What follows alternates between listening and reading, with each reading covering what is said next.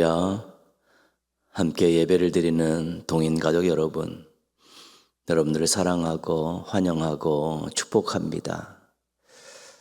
하나님께 가까이 함이 내게 복이라, 이 고백이 여러분들의 간증이 되기를 주님의 이름으로 축복합니다. 이번 주 요절은 요한일서 3장 4절 말씀입니다. 요한일서 3장 4절 함께 암송하시겠습니다. 시작. 죄를 짓는 자마다 불법을 행하나니 죄는 불법이라. 요한일서 3장 4절 말씀. 아멘. 하나님께서 애굽에서 나온 히브리 민족과 중다한 잡족을 시내산으로 인도하셔서 언약을 맺으셨습니다. 하나님의 백성으로 삼으신 것입니다. 그리고 그들에게 율법을 주셨습니다. 하나님의 백성은 하나님의 말씀인 율법대로 살아야 한다는 것입니다. 예수님의 십자가 희생으로 우리의 죄를 해결해 주셨습니다. 하나님께서 사랑으로 우리를 자녀로 받아주셨습니다. 성령님께서 우리 마음속에 역사하셔서 하나님을 아버지로 부르게 하셨습니다. 하나님의 자녀는 아버지 하나님의 말씀에 순종하며 살아야 되는 것입니다. 죄는 불신입니다. 믿지 않는 것 죄입니다. 죄는 불의입니다. 의롭지 못한 것 죄입니다. 죄는 불법입니다. 하나님 법대로, 하나님 뜻대로, 하나님 말씀대로 살지 않는 것, 그것이 불법이고 죄입니다.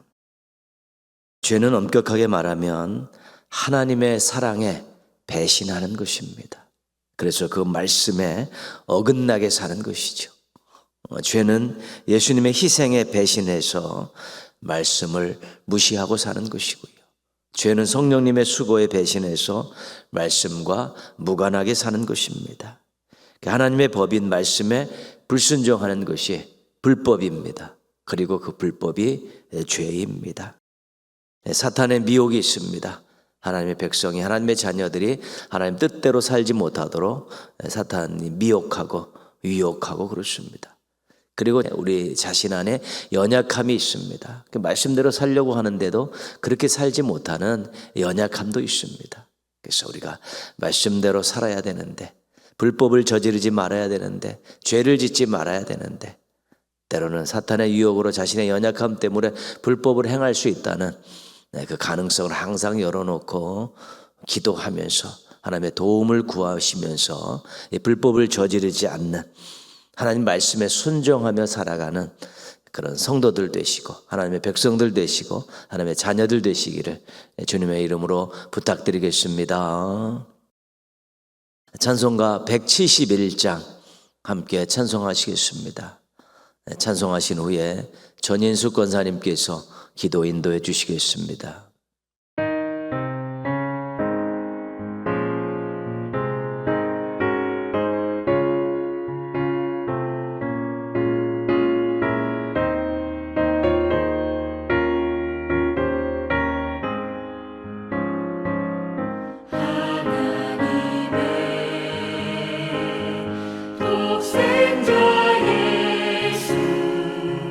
날 위하여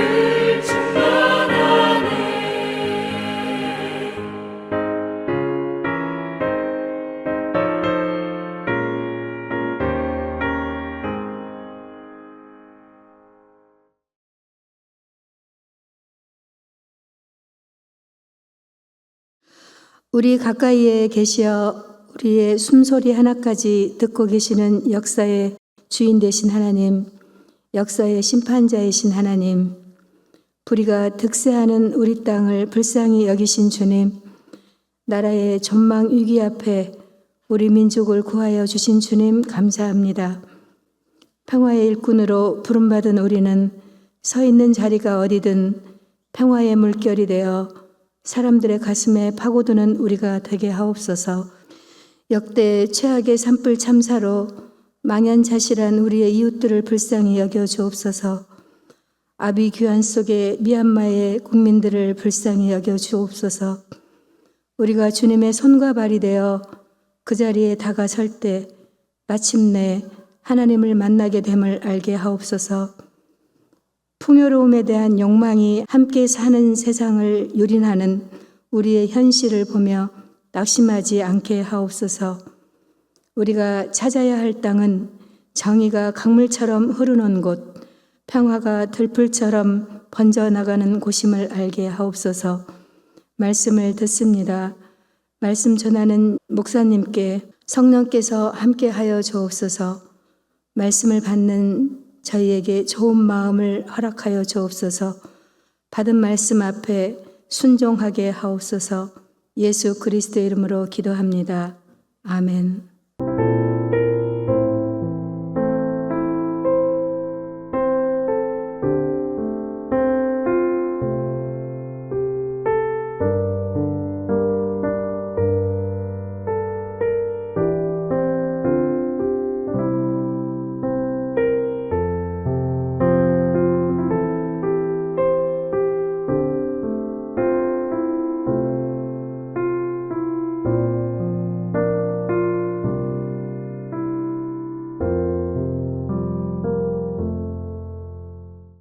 오늘 주신 하나님 말씀은 고린도전서 15장 20절에서 23절까지 말씀입니다.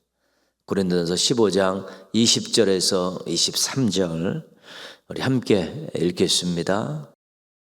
그러나 이제 그리스도께서 죽은 자 가운데서 다시 살아나사 잠자는 자들의 첫 열매가 되셨도다. 사망이 한 사람으로 말미암았으니 죽은 자의 부활도 한 사람으로 말미암는도다. 아담 안에서 모든 사람이 죽은 것 같이 그리스도 안에서 모든 사람이 삶을 얻으리라. 그러나 각각 자기 차례대로 되리니 먼저는 첫 열매인 그리스도요, 다음에는 그가 강림하실 때에 그리스도에게 속한 자요. 아멘. 2024년 6월 30일 올려드렸던 할렐루야 찬양대의 찬양으로 우리 함께 영광 돌리시겠습니다.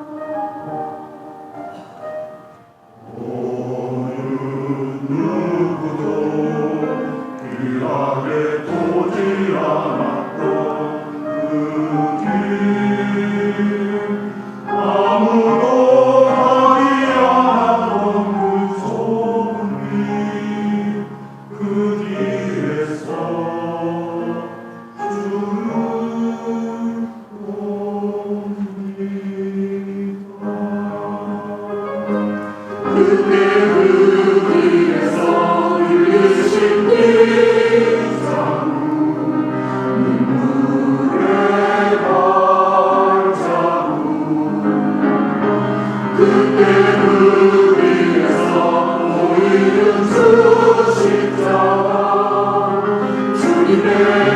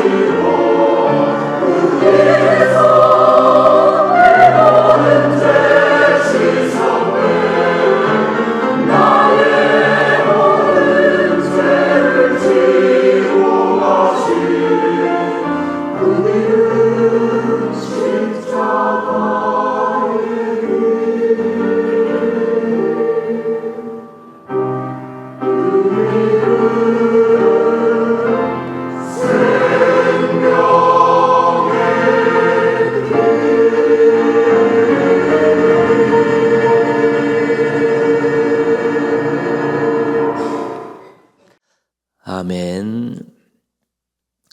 사도신경 공부가 마무리되어 가고 있습니다. 우리가 내용을 잘 알고 확신을 가지고 고백하기 위해서 공부하고 있습니다.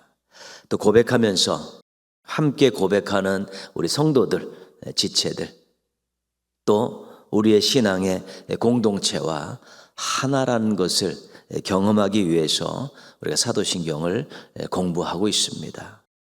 사도신경은 낭독이 아닙니다. 암송도 아닙니다. 믿음의 고백이고 확신의 고백이고 하나됨의 고백입니다.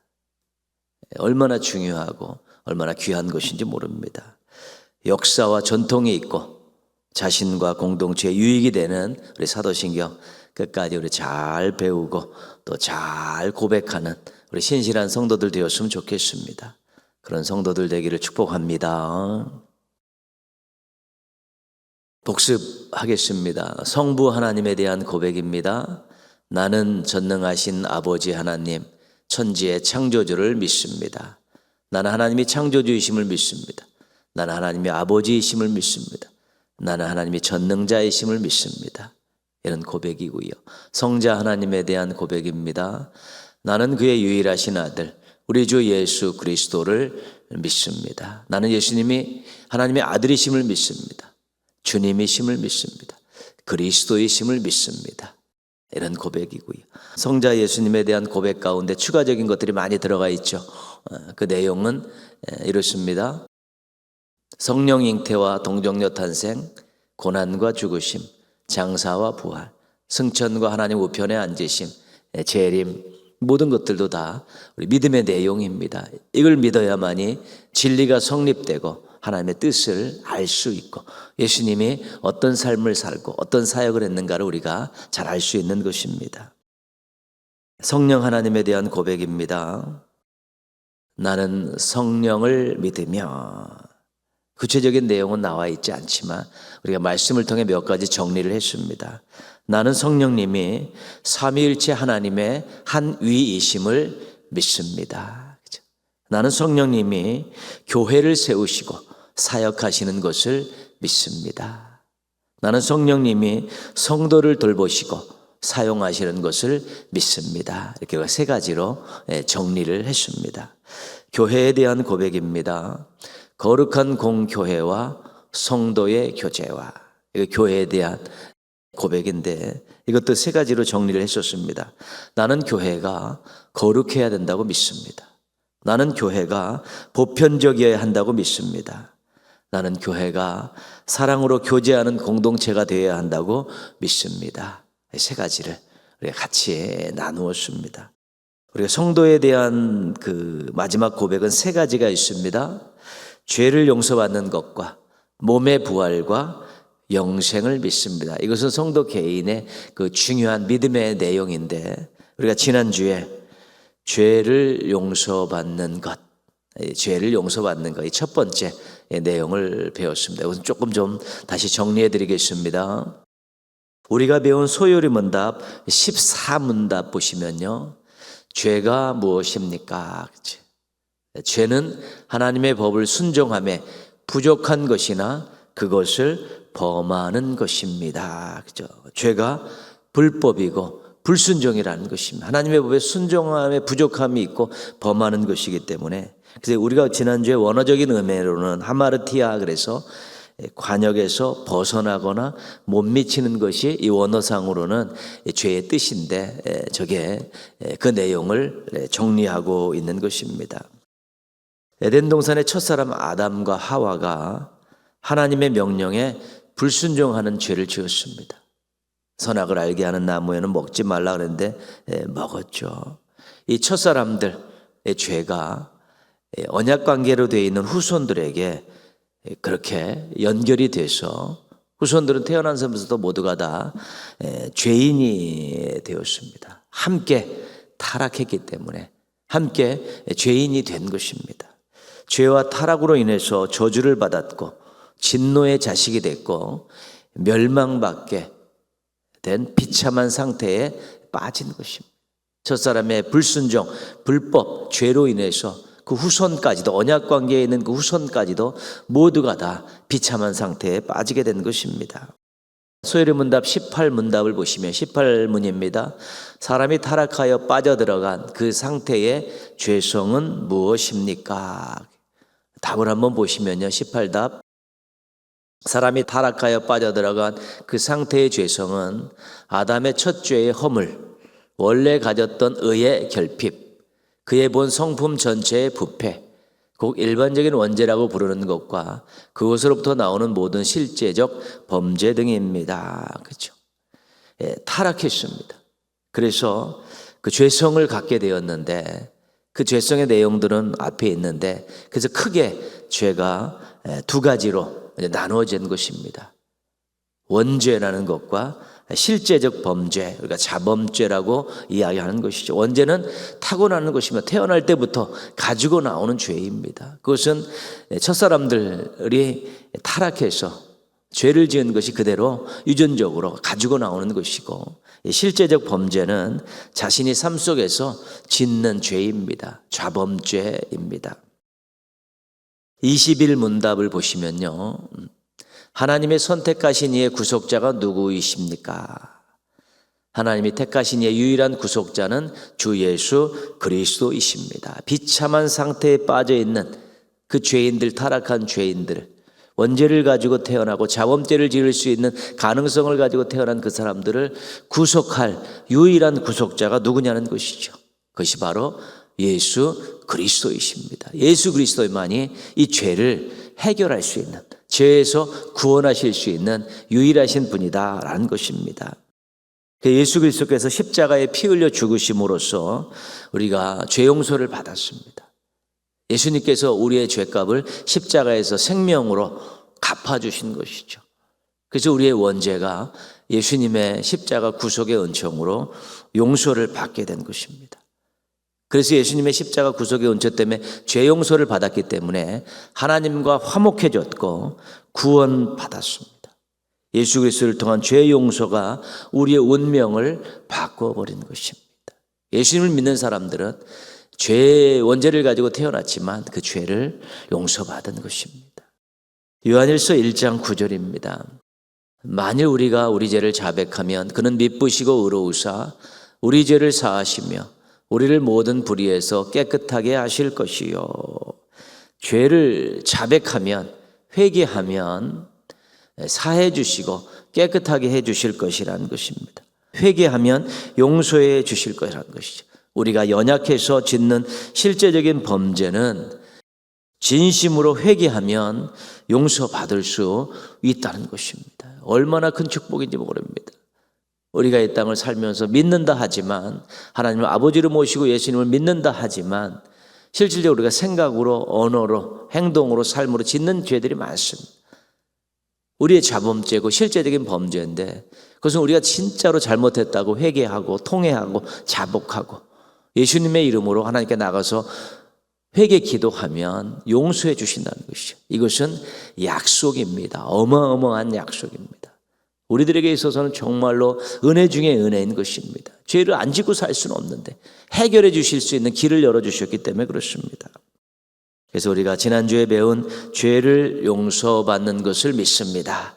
이것은 두 가지입니다. 예수님의 십자가 피 흘려 죽으심으로 죄 용서받은 줄 믿습니다. 죄 용서받은 줄 믿습니다. 과거 얘기입니다. 우리 원죄가 예수님의 십자가 구속의 보혈로 죽음으로 용서받은 것이고요. 예수님의 이름으로 진심으로 기도하면 죄 용서받을 줄 믿습니다. 받을 줄 믿습니다. 이 두 가지. 받은 줄 믿습니다. 받을 줄 믿습니다. 죄 용서에 대한 우리의 믿음의 내용은 과거 그리고 현재 미래 다 아우르고 있는 것 기억하시기 바랍니다. 행복한 것이죠. 은혜 중에 은혜입니다. 오늘은 몸의 부활에 대해서 공부하겠습니다. 몸의 부활. 히브리서 9장 27절입니다. 한 번 죽는 것은 사람에게 정해진 것이요 그 후에는 심판이 있으리니 육신의 몸을 입고 이 땅에 태어난 모든 사람들은 그 시기와 방법이 다를 뿐이지 한 번은 꼭 죽게 되어 있습니다. 언제 죽느냐는 아무도 모릅니다. 어떻게 죽느냐는 너무 다양합니다. 노환으로 연세가 수명이 다해 돌아가시는 분도 있고 병으로 일찍 돌아가시는 분, 사고로 돌아가시는 분도 있고 어떤 애는 태어나자마자 죽는 애들도 있습니다. 그 시기와 방법은 다 다르지만 언젠가는 한 번은 죽는다는 것은 하나님께서 정하신 것이기 때문에 거역할 수 없습니다. 불로초를 먹고 영생을 얻는 방법들을 인간들이 고안하고 주장하지만 택도 없습니다. 다 죽게 되어 있습니다. 맞이해야 되는 것입니다. 순종해야 되는 것입니다. 그런데 중요한 것은 그 후에 어떻게 되느냐가 중요합니다. 죽으면 끝이다라고 아무것도 없는 것이라고 생각하는 사람도 있습니다. 그래서 막 삽니다. 죽으면 끝이니까. 죽음 이후에 자신이 경험한 이런저런 말을 하는 사람도 있습니다. 죽어보니까 여기도 갔다 왔다 이런 것도 경험했다 막 이야기하는 것도 있습니다. 근데 히브리서 오늘 우리가 읽은 그 말씀에는 그 후에는 심판이 있으리라. 죽음 이후에는 한 번 죽는데 심판이 있다는 것입니다. 하나님 앞에 모든 사람들이 모여서 그 신앙과 삶에 대한 평가를 받고 나중에 결산을 할 날이 있다는 것입니다. 그 성경은 예수 그리스도께서 재림하신 후에 심판을 받는다고 말하고 있습니다. 예수님 재림하신 이후에 요한계시록에서는 백보자 심판, 그래서 자신이 갈 곳들이 정해진다고 말하고 있죠. 그러면 죽은 이후 예수님이 재림하시기 전까지, 사람이 죽고 예수님이 재림하시기 전까지 죽은 사람들은 어떻게 되느냐, 그 부분은 자세하게 설명이 되어 있지는 않습니다. 그러나 우리가 중간중간에 언뜻 나오는 걸 가지고 이렇게 말씀드릴 수 있습니다. 소요리 문답 37문답 보시면요, 신자들이 죽을 때 그리스도로부터 받는 혜택들은 무엇입니까? 우리 성도들에 대한 이야기입니다. 38 답을 보겠습니다. 신자들은 죽을 때 그들의 영혼은 완전히 거룩하여지며 그 즉시로 영광에 들어가고 그들의 육체는 그리스도와 연합된 그대로 부활 때까지 무덤에서 쉬게 되는 것입니다. 성도들이 죽으면 그 영혼은 하나님이 정하신 곳에, 하나님의 나라와 가까운 그곳에 하나님 앞에 가게 되는 것이고요. 육체는 그리스도와 연합된 대로 부활 때까지 무덤에서 쉬게 된다는 것입니다. 성도들이 죽으면 영혼은 영광에 들어가고 육체는 무덤에서 쉬게 된다. 데살로니가 전서에서는 이 상태를 잔다라고 표현하고 있습니다. 잔다라는 표현은 다시 깰 때가 있다는 것을 전제하고 있습니다. 죽음 이후의 육신은 어떤 형태로든지 무덤에 머물고 이 땅에서 어떤 형태로 존재하게 되어 있죠. 근데 믿은 사람들은 그리스도와 연합한 대로 있고 그 영혼은 하나님 앞에 가 있는 것입니다. 분리가 됐다는 것이죠. 오늘 말씀 20절 말씀 보시면요, 그러나 이제 그리스도께서 죽은 자 가운데서 다시 살아나사 잠자는 자들의 첫 열매가 되셨도다. 예수님께서 이 땅에 육신의 몸을 입고 오셨다가 죽으셨습니다. 십자가에서. 근데 예수님께서 다시 살아나셨다는 것입니다. 예수님은 육신의 몸을 입고 이 땅에 오셔서 죽으셨는데 십자가에서 다시 살아나고 부활하셨다는 것입니다. 그래서 먼저 죽은 잠자는 자들의 첫 열매가 되셨다. 믿음을 갖고 죽은 사람들은 다시 부활할 수 있다라는 증거가 되셨고 첫 번째 열매가 되셨다는 것이죠. 그 다음에 잠자는 자들이 계속해서 두 번째, 세 번째, 네 번째 열매로 맺어져 가는 것입니다. 23절입니다. 그러나 각각 자기 차례대로 되리니 먼저는 첫 열매인 그리스도요, 다음에는 그가 강림하실 때에 그리스도에게 속한 자요. 앞에 말씀 다시 한번 부연 설명하는 것이죠. 제일 먼저 예수 그리스도께서 죽었다가 부활하셨다는 것입니다. 첫 열매라는 것이죠. 그 다음에는 그 그리스도가 다시 강림하실 때 그리스도를 믿고 죽은 사람들이 계속해서 부활의 다음 열매들로 부활을 경험하게 된다는 것입니다. 이런 내용들을 우리 데살로니가전서 4장 16절은 이렇게 설명을 하고 있습니다. 같이 한번 읽겠습니다. 주께서 호령과 천사장의 소리와 하나님의 나팔 소리로 친히 하늘로부터 강림하시리니 그리스도 예수 안에서 죽은 자들이 먼저 일어나고, 이 땅에 육신의 몸을 입고 부활하신 예수님께서 부활 승천하셨죠. 하나님 우편에 계신데 때가 됐을 때 우리 예수님께서 호령과 천사장의 소리와 하나님의 나팔 소리로 하늘로부터 강림하실 때가 있다. 재림하신다는 것이죠. 부활의 첫 열매 되신 예수님께서 재림하실 때 그리스도 안에서 죽은 자들이 일어난다는 것입니다. 무덤에 있고 세상에 어떤 형태로든지 있었던 그리스도와 연합되어 있던 사람들이 이제는 다시 일어난다는 것입니다. 부활한다는 것입니다. 데살로니가전서 4장 17절은 또 한 가지 이야기를 합니다. 그 후에 우리 살아남은 자들도 그들과 함께 구름 속으로 끌어올려 주를 영접하게 하시리니 그리하여 우리가 항상 주와 함께 있으리라. 예수님의 재림을 살아서 맞이하는 사람들은 구름 속으로 끌어올려 주님을 영접하면서 그때 부활하는 사람들과 함께 주와 함께 영생 복락을 누리게 된다는 것입니다. 부활의 첫 열매 되신 예수님께서 하나님 우편에서 이 땅에 다시 재림하실 때 죽은 사람들, 육신으로 이 땅에 머물고 있는 사람, 육신이 이 땅에 머물고 있는 그 육신들이 다 부활한다는 것이죠. 주님 만나는 것이죠. 살아남은 자들도 다 공중으로 끌어올려서 주님을 만나는데 그때 모든 그 몸들이 예전의 몸이 아니라는 것이죠. 먼저 죽은 사람들은 이미 그 육신이 썩었거나 어떻게든 다 흙으로 돌아가 있는 상황이죠. 그리고 이미 육신을 가지고 주님을 맞이한 사람들 그 몸 가지고는 주님을 영접할 수 없습니다. 공중에서. 그래서 또 변화된 몸으로 또 주님을 만나게 된다는 것입니다. 소요리 문답 38문답은 이렇습니다. 신자들이 부활 때에 그리스도로부터 받는 혜택들은 무엇입니까? 부활 때에 그리스도 받는 혜택이 뭐냐는 것이죠. 그 답을 보겠습니다. 부활 때 신자들이 영광 중에 일으킴을 받는다는 것이죠. 그 심판날에 신자임을 공적으로 인정을 받고 무죄 선고를 받으며 영원토록 하나님을 흡족하게 즐기는 완전한 축복을 받게 되는 것이죠. 부활 때에 죽었던 신자들 이야기하는 것이 영광 중에 일으킴을 받아 새 옷을 입고 새 몸을 입고 일으킴을 받아서 이제는 주님을 영접하죠. 살아있는 자들도 또 공중으로 끌어올려 새 몸을 입고 주님을 영접하고 이제 심판대 앞에 서서 신자라는 거 인정받고 무죄라는 거 선고받고 영원토록 하나님과 흡족하게 즐기는 완전한 축복, 영생을 누리게 된다는 것입니다. 지금 우리가 몸의 부활을 말하고 있습니다. 그래서 육체적인 부활인데 생전에 가지고 있던 그 몸과는 다른 것이지요. 왜냐하면 가지고 있던 육체가 죽으면 영혼은 하나님께 갔지, 육신적은 이 땅에서 어떤 형태로든지 흙으로 돌아가든가 어떤 형태로든지 이 땅에 남아있는 것이기 때문에 그 몸을 그대로 만들 수는 없는 것입니다. 육체의 부활인데 생전에 가지고 있는 그런 몸은 아니다. 우리가 부활하신 예수님을 보면 조금 알 수 있습니다. 제자들이 처음에 잘 알아보지 못했습니다. 그리고 벽과 문이 있는 공간을 이렇게 막 드나드셨죠. 이것을 통해 볼 때 조금 인간으로 생전에 가지고 있던 몸과는 다르다는 것을 알 수 있습니다. 이것을 우리가 불연속성이다. 생전에 가지고 있던 몸과 부활한 몸이 불연속적인 부분이 있다. 이런 내용이고요. 그런데 예수님께서 말씀을 하셨고 시장할 때 잡수셨죠. 생선을 잡수시지 않았습니까?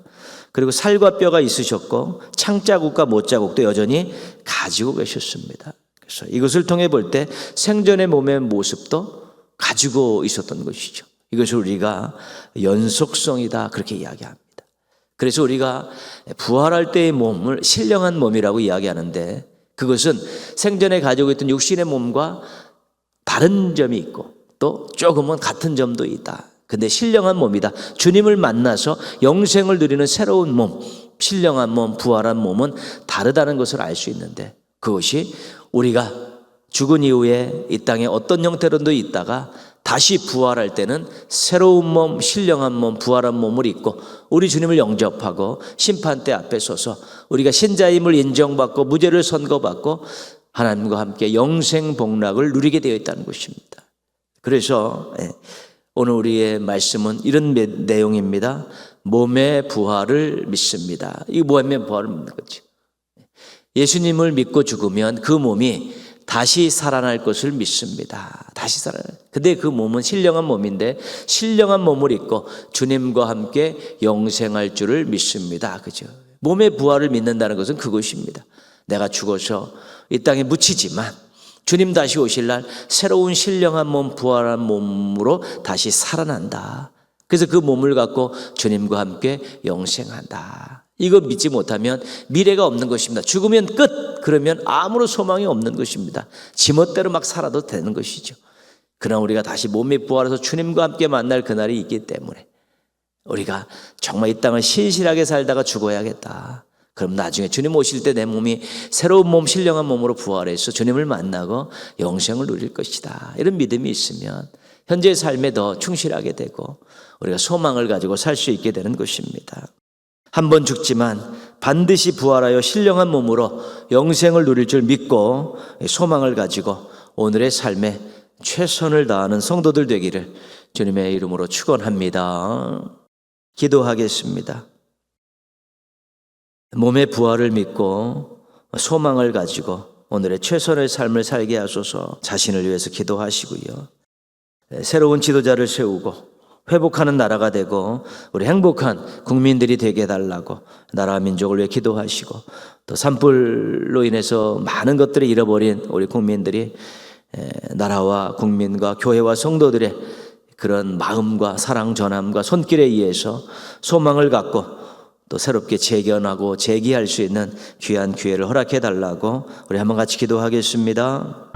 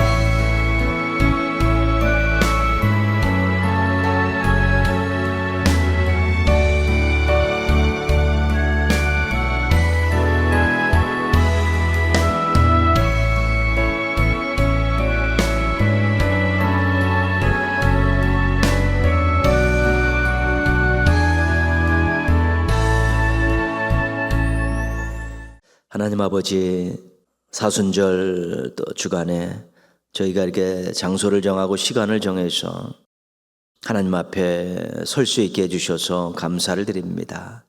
하나님 앞에 나온 그 아름다운 마음을 하나님 기쁘게 받아주시고 또 하나님과 동행하며 하나님 영광을 위해 살아갈 수 있는 믿음과 능력과 지혜를 허락하여 주시옵소서. 하나님 아버지, 저희가 한 번은 죽을 수밖에 없는 인생들인데 주님 다시 오실 때에 저희들이 신령한 몸으로 부활한다는 이 사실을 꼭 믿게 하여 주셔서 저에게 소망을 주시고 또 오늘의 삶을 신앙 안에서 잘 꾸려야 되겠다라는 그런 결단하는 마음과 의지를 허락하여 주시옵소서. 우리의 인생에 100년 남지만 이 땅의 인생으로 끝나는 것이 아니라 새로운 몸으로 새로운 삶을 시작한다는 사실을 기억하면서 항상 하나님의 편에 서려고 노력하게 하시고 말씀대로 살려고 노력하게 도와주시고 하나님 영광을 위해 살려고 노력하게 도와주셔서 하나님과 동행하는 멋진 인생들 되게 하여 주시옵소서. 하나님 아버지, 소망 없이 막 살아가는 인생들 되지 않게 하여 주시옵시고 죽음은 끝이라는 엉터당터한 생각 가지고 살아가는 인생 되지 않게 하여 주옵시고 그런 삶을 살아가고 그런 생각을 가지고 살아가는 사람들에게 복음을 전하고 주님을 자랑하며 또 주님을 전하면서 그들도 소망을 갖는 인생들로 만들기 위해서 부단히 노력하는 저희들 되게 하여 주시옵소서. 나라가 하나님 아버지 많이 어렵고 힘들고 복잡한데 그도 하나님 아버지 지도자를 또 이렇게 교체할 수 있는 기회를 주셔서 감사를 드립니다. 새로운 지도자를 뽑는 이 2달간의 어간에 복잡한 일, 어려운 일 생겨나지 않게 하시고 악인들이 득세하고 활동하지 않게 붙들어 주시옵시고 깔끔하게 잘 정리되며 안정되게 지도자가 세워지고 그래서 새로운 역사를 써나가게 하여 주옵시고 어두움을 물리치게 하여 주시옵시고 참으로 불의한 것들을 척결해 가게 하여 주셔서 국민들이 더욱더 반듯한 생각을 가지고 행복하게 살아가는 나라가 되게 하여 주옵시고 다음 세대들이 꿈을 갖고 커가는데 조금도 부족함이 없는 나라가 되어질 수 있도록 복내려 주시옵소서. 하나님 아버지, 또 사순절을 보내고 있는 남은 주간도 우리 동인의 가족들 또 경건하게 잘 보내게 하시고 예수님 생각하며 보내게 하여 주옵시고 또 경건 생활에 충실하게 도와주셔서 유익한 시간 보내게 하여 주시옵소서. 가정마다 기도하는 제목들 들어 응답하여 주셔서 계획하고 준비하고 땀 흘려 수고하는 것들이 좋은 열매가 있게 하여 주옵시고 하나님의 돕는 은혜 가운데에서 또 감사와 찬송과 간증이 넘쳐나는 가정 이루게 하여 주옵시고 가족들이 되게 하여 주시옵소서. 모든 것 주님께 감사드리옵고 예수님의 이름으로 기도합니다. 아멘. 하늘에 계신 우리 아버지, 아버지의 이름을 거룩하게 하시며 아버지의 나라가 오게 하시며 아버지의 뜻이 하늘에서와 같이 땅에서도 이루어지게 하소서. 오늘 우리에게 일용할 양식을 주시고 우리가 우리에게 잘못한 사람을 용서하여 준 것 같이 우리 죄를 용서하여 주시고 우리를 시험에 빠지지 않게 하시고 악에서 구하소서. 나라와 권능과 영광이 영원히 아버지의 것입니다. 아멘. 예수로 사네 그 힘으로 사